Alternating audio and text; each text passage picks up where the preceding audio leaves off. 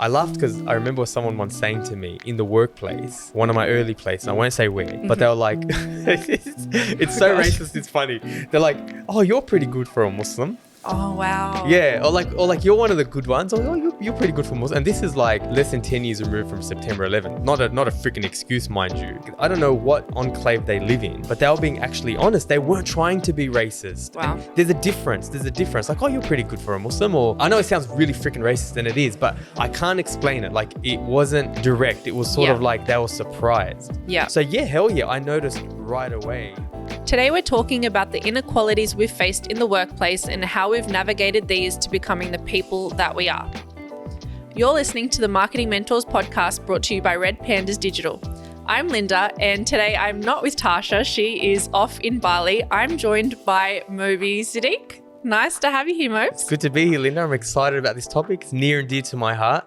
And I think we've spoken about this stuff 100 times in the past. It's good to record it. Yeah, I agree. We've spoken about this just between you and I privately a number of times, but today's recorded for the public to hear. What's Tasha doing in Bali, man? Like, didn't she just come back from Chicago? I know, right? See, I don't know how she swung that by me, but anyway. It's nice to have you on here. I know you've been on the Marketing Mentors podcast before with T, but it's nice to have you on here with me for a change. I think today, the topic that we're going to be talking about, it's so timely because of everything that's happening in the RedPandas space. And for those of you who don't know, just yesterday, we publicly announced that RedPandas has been acquired by our American business partners now, Impact, which is just so exciting. And, you know, the topic today is a very reflective topic, talking about the journey on what's led us here. So it's just so timely and nice to be having this conversation. But before we go into that, Mobes, how are you feeling? Yeah, good. I mean, it is such a good, like, it's interesting that you and I are talking today because I think it's, you know, things like this, and you and I talk about this all the time. Like, you know, we work on getting better every day, a little bit. And you don't notice, but every so often it's nice to sort of stop and be like, oh, well, shit, like we've actually done pretty well, you know? Okay, cool. Let's not dwell on that too much. Don't let the ego get to your head and back at work. Yeah. So, yeah, I'm obviously, you caught me on a high because we just announced and we had a bit of PR go out, but yeah, great. It's exciting stuff and it feels like a full circle moment, definitely. But today, we're going to take it back and we're going to talk about the journey on what led us both as individuals to where we are now. And it's a topic which sometimes is a little bit, it's a little bit sensitive to people, I guess. But today we're really going to be talking about the fact that in a lot of work contexts still, we still see a lot of women and racial minorities and how they're still evaluated as less competent and worthy, and how we've each kind of gone on our own journeys and experienced that along the way. And I know, you know, we both have gone through it, we've spoken about it, but Moby, kind of take us back, you know, right back to the beginning. You know, I know you have experience here and you've gone through this. Share with the audience like some of that. So, look, I will say, I think, you know, the country that we live in, Australia, maybe all of the world, I think we have come a long way. So I'll definitely say that. I definitely think things are getting better. But like when you ask me that, it makes me smile because I remember probably like, you know, late 2000s, you know, that first, you know, decade or that first decade in this century, whatever we call it now, the tens, whatever. And I started working and one good kind of metaphor for this whole thing was when I was working at Coates Hire, right? And I don't know, like things have probably changed now, but everyone in senior leadership was pale, stale male. Just like typical white guy. And there's nothing wrong with being a white guy, but like just everyone is white. Yeah. And very stale in their 50s. And yeah, we had diversity, but not at that level.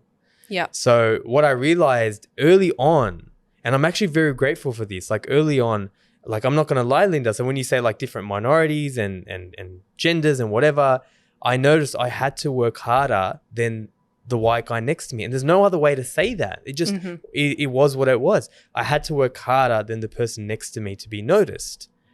But what was really funny, I noticed that when I did a really good job, I also got a lot more attention. Right. Because of their inherent bias, it's really funny, Linda, like they almost didn't expect me to be good. because of their bias. Yeah. And when I stood out a lot more. Right. So I'm like, okay, this is interesting. So that really built a lot of my work ethic. Like for me, like I had to work hard. Like, of course I do. You know, I have to work harder than the guy next to me. So I definitely felt that. And I definitely think that became a strength for me. And I'm not going to lie, like I had moments like, and I won't say where and who, but I had, you know, like moments, really dark moments where I was crying in a closet.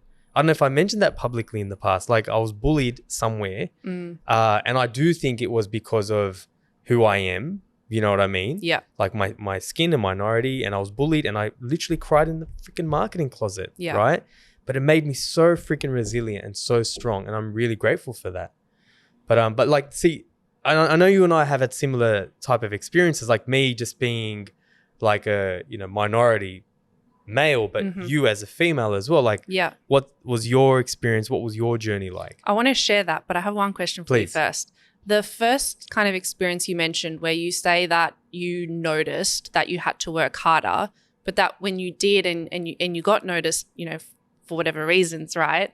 Did you realize that straight away, or is that something that you retrospectively kind of realized looking back at that point? Because sometimes I guess when you're early in your career, maybe you're not so, like, you're a bit oblivious to this stuff. Yeah. Why are you laughing? No, I'm laughing. I'm like, because as you say that, I'm laughing because like the inherent racism was real. Like there is direct racism and then there's inherent racism, right? Yeah. And one's definitely worse than the other. Yeah. And one is probably more of a society problem.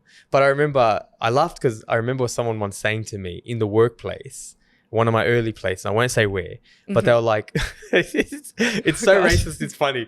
They're like, oh, you're pretty good for a Muslim. Oh, wow. Yeah. Or like you're one of the good ones. Or oh, you're pretty good for Muslim. And this is like less than 10 years removed from September 11th. Not a freaking excuse, mind you. Yeah. But Linda, they were actually being honest, man. They weren't being racist at all. Like, I don't know what like enclave they live in. Yeah. But they were being actually honest. They weren't trying to be racist. Wow. And there's a difference. Like, oh, you're pretty good for a Muslim, or, you know, like, I know it sounds really freaking racist, and it is, but I can't explain it. Like, it wasn't direct. It was sort of like they were surprised. Yeah. So yeah, hell yeah. I noticed right away when people would be surprised. Yeah.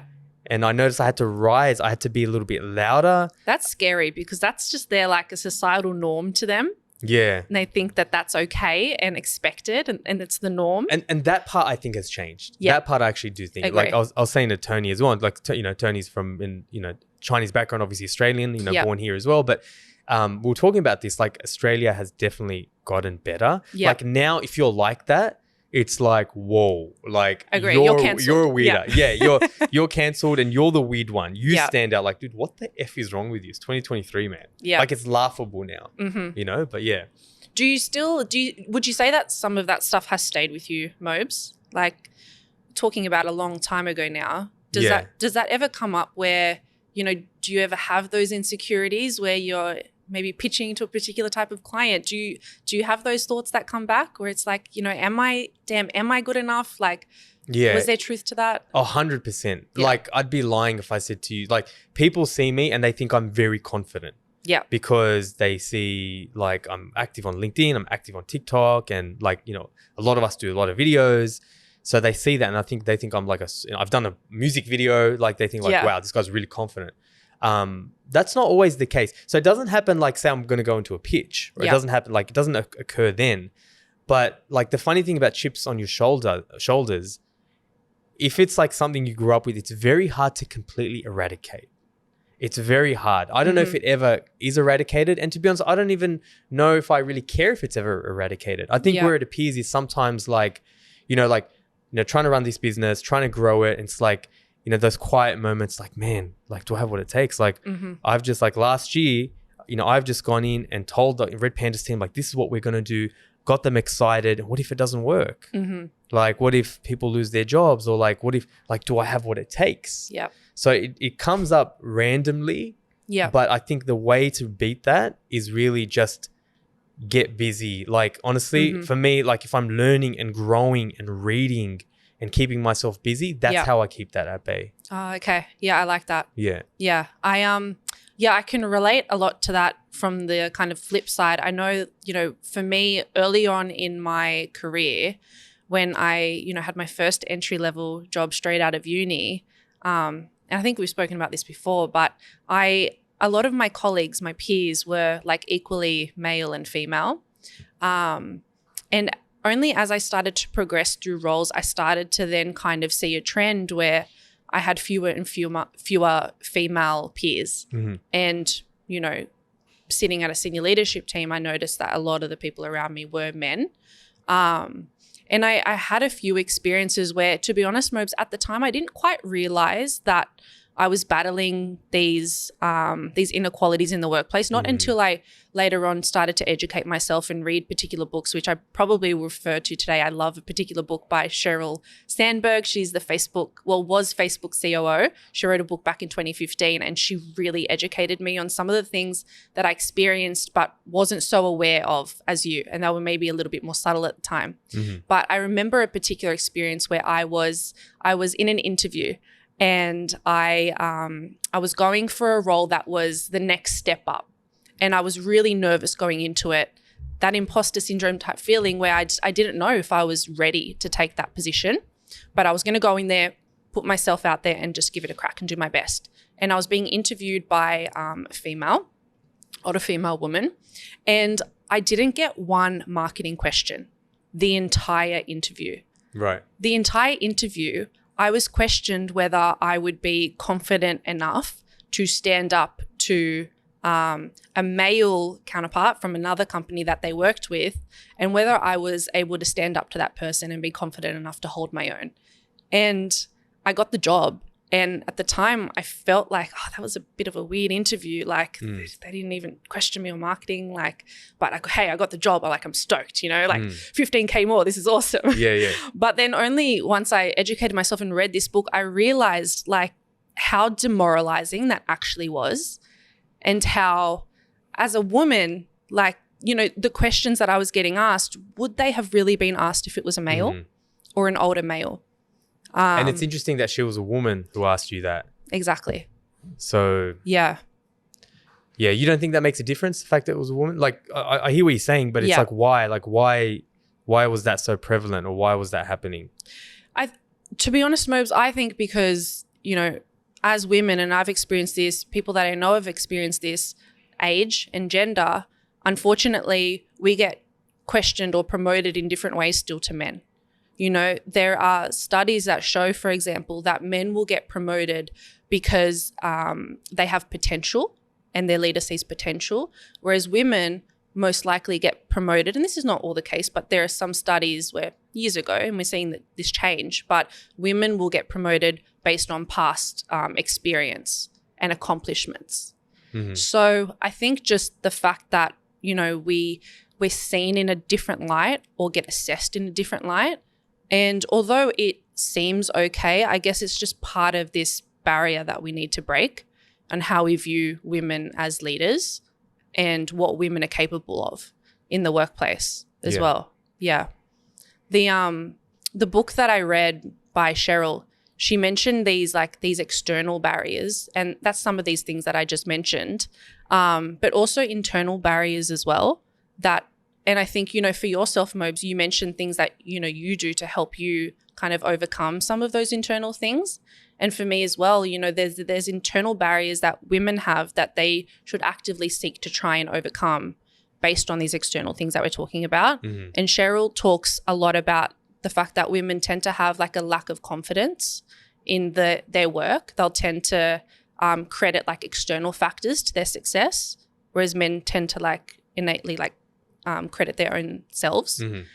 So being aware that we sometimes have a lack of confidence, that feminine kind of nature that we have that you and I spoke about earlier, but that also that we need to raise our hands more. Yeah. And being aware of those two things is really important for women, at least, to kind of overcome these barriers that we're facing in the workplace as well. Absolutely. If I can kind of share an example of that, I think the role that I'm in now as head of content is not something that I've actively pursued and saw my career heading in. But I think, being able to put your hand up and take risks, which we see a lot of men are able to do and do more often, but putting your hand up and saying, hey, maybe that's not the direction my career was heading in, but that's okay. Like, this is the business needs this and I'm going to adapt and mold to that. And I think being aware of these experiences and just being aware of these barriers, I think has largely contributed to at least where I have ended up today. Yeah, fair. And educating yourself on that. I want to, before we move off, or if you can stay on, we can stay on it if you want, the diversity thing. Yeah. I think, and it's funny because we have experience in this because we happen to have a client back in the day in diversity and inclusion, right? Symmetra. Yeah. And one thing that people don't realize, like say you're just selfish, say you don't give a shit about people and you don't care about diversity. Okay, fine. You're Scrooge McDuck, whatever, right? You just care about money. Like it actually, studies will show, research shows that diversity actually leads to more profit and revenue. Right. And it's because, and I think it's two things, right? Like diversity of thought and then diversity of representation. So with diversity of thought, right? Like say, back at Coates back in, 2010s, and it's all white guys making the decisions, right? Even in marketing. But all their customers aren't white, right? Like tradies are, famously ethnics. So you're not going to be able to connect with them. Like your messaging is going to be all wrong. So, and even if we're all born here, say every single person is born here in this country, cultural significance and cultural legacy has an impact and a different lens on how you view the world. Yeah. So you miss that. So when you have diversity of thought, you have more ideas, better ideas. When you have masculine energies and feminine energies countering each other out and finding a balance. So we're not too aggressive as a company, but we're also not like too safe. Yeah. You also, that leads to a really nice flywheel. And then you have diversity of representation, and then all of a sudden people up the ranks like, oh, okay, cool. Like that person's a woman, that person's an Indian person or a Chinese person. Like I too can aspire to that. So that it becomes a flywheel and you get even more profits and you have more thought, diversity of thought. Yeah. But I think like that's a key thing. Like even if you don't give a shit about all that stuff, at the end of the day, you have a cultural disadvantage, a competitive disadvantage. Yeah. If you don't actually have diversity of thought. At RedPandas, we are so diverse. Like that's one thing I love about us. And in fact, a lot of the senior leadership team is female, which I also absolutely love. Most. Most, I mean, depends what day we catch you on. You guys are muscling me out now. Would you say, like, is that something that you have actively pursued, Mobes, having a diverse company? No. And this is something like that might be, I don't know if it's controversial or not, but like it is what it is. I actually don't think, I think if you hire for merit, if you truly hire for merit, you don't need to worry about diversity quotas. Yeah. Right. And I know a lot of people can disagree with me. And actually I understand that point because what I think it is, it's not a one size fit all. So like we're smaller, right? So for us, if we're always hiring on merit, of course, like women are good at things and white people and black people and Asian people, of course, like that's got nothing to do with how good you are. So naturally, if you're able to remove your unconscious bias, naturally you're going to attract diverse people as a rule. And I think as a smaller company, you should be less forgiven, for not being able to do that, right? Because you can make more agile decisions. Now, I do understand on the flip side, say you're Coca-Cola Amatil or you're like Commonwealth Bank, right? And everyone's white there and you need to actually make some changes. Sure, fine. It's not a bad idea to have quotas. Yeah. Because it's very, very hard for everyone to be, come to this new way of thinking. Yeah. So sure, maybe I understand quotas in that field respects, but I do think it's quite niche. Yeah. So like to answer your question, I actually don't think if you're truly hiring for merit and attitude, then that naturally should happen. Yeah. I know a bit of a left kind of sidestep, but kind of going back, Mobes, if you saw somebody that was kind of going through that, or maybe it's just advice to your younger self, what would you say? Like, let's say, there is somebody that is experiencing that. Is there any advice? Like, I know with you and you've spoken to me about the fact that you kind of use it as your superpower. Sounds a bit cringy, but 100% superpower. Yeah. Like how does that How do you see it in that way? You know what I mean? Yeah. One thing I've said for years, and it's nice to hear people say it too, because you're like, okay, cool, it makes sense to people, is, I say your strengths are your weaknesses and your weaknesses are your strengths. Mm-hmm. It's kind of like a Pokemon, right? Like if you remember the fire Pokemon and the water Pokemon, one's not better than the other, but it has, my stupid analogies. Yeah. One has a strength over another in a certain context, right? So it's the exact same thing. So one thing that I noticed, and this is as a male who my first mentor, and shout out to Manil Muhi, I'll make you watch this because I mentioned your name, but my first mentor, who was this strong woman, what was I talking about? Lost my train of thought there. The fact that, you've taken something that can be seen as a negative and turned it into a positive. Thank you. It's Friday afternoon.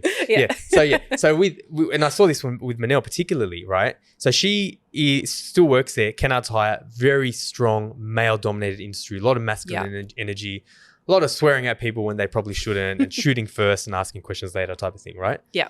And it's funny, you'd often see misogynistic individuals. Mm-hmm. That comes from a place of insecurity. Yeah. And what women should realize is you actually have a superpower over people like that. Because I'd see Manel, like when Manel would actually pipe up or make herself not even as aggressive, like just act like a man, like just being a little bit assertive, they would actually like tail between their legs. Right. So the people who actually treat you like, this is a message for women, and I also think it's for minorities, who treat you a certain way, you actually have a huge superpower over them. Like you don't even realize. Yeah. So like me now, right? If I was exactly who I am and a white guy, would I be different?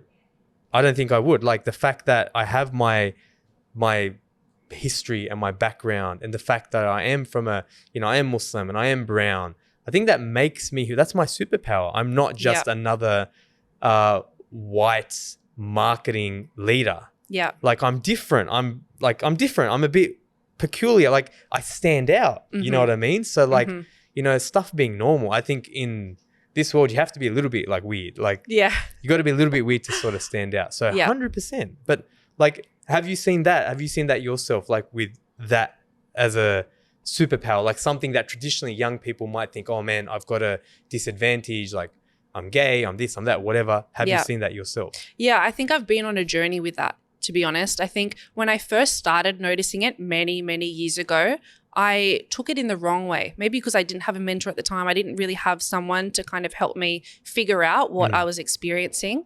But at the time, Mobes, I actually withdrew myself. So, when I spoke about that job that I interviewed for and I took that interview as in, okay, I can't be myself when I come to work. I need to show up as somebody who can blend in with people that are 20 years older than me and have mature conversations, and I can't be myself. So my personality was not coming to work with me every day. Like I stripped that away to try and show up in the way. You weren't your authentic self. Exactly. Yeah. And I think it kind of took me a long time and a lot of education to learn that wasn't the solution. And in fact, there is a lot of power in being who I am, and the fact that they needed to hire me because the ideas were stale and the company wasn't growing, and they needed new insights and knowledge to come into the team. But I didn't realize that back then. But I would say now for sure. Did they have psych safety to enable that, or was that an inherent thing in you, or both? There was no psych safety. Yeah. So it was something I kind of had to figure out and realize, I guess, on my own. Yeah. But yeah, I think from there, with knowledge and experience and education, for sure, I see it very differently now. And because I'm aware of the things that, do hold me back, and, I will definitely have those moments where I am lacking confidence, and I'll use those tactics to try and overcome that. They say, fake it till you make it, but research actually shows that helps. I read this really cool study the other day, which said that when you just change your posture and you, lift your chest and you stand broad, it actually increases your testosterone, right? Which then reduces your stress, right? And then actually makes you feel more confident. So faking it till you make it actually is shown to help. So you know how we stand up for all of our meetings, like there's actually like meaning behind that, which I love. So just having that sort of knowledge is really nice. And then also just doing little things, you know, like with the lack of confidence, for example, you know, it's also important for me anyway to just give myself a moment to just think about all the successes and like think about, okay, have I actually failed doing this before? And if I haven't, well then what's wrong with you? You're going to be fine. And if I have, well, what did you learn from that? And then try again. Absolutely. So I think just being conscious of these things. Because you mentioned the technique thing, and it's something that like people laugh about with me, not so much now because we work from home a lot of the time. Yeah. But like people hate being around me when I'm on calls because I do what you say, right? Like, yeah, sure, I do, you know, stand up, whatever. Yeah. And I talk louder. Yeah. So like another tip would be like if you want to instill some confidence, just go up a level, like an octave or so, like talk louder. So now naturally when I'm on a phone, I can't even help it anymore. Even if I'm talking to my mum, like I just naturally do that. Yeah. But if you do it enough, it actually becomes a part of you and who you are. Yeah.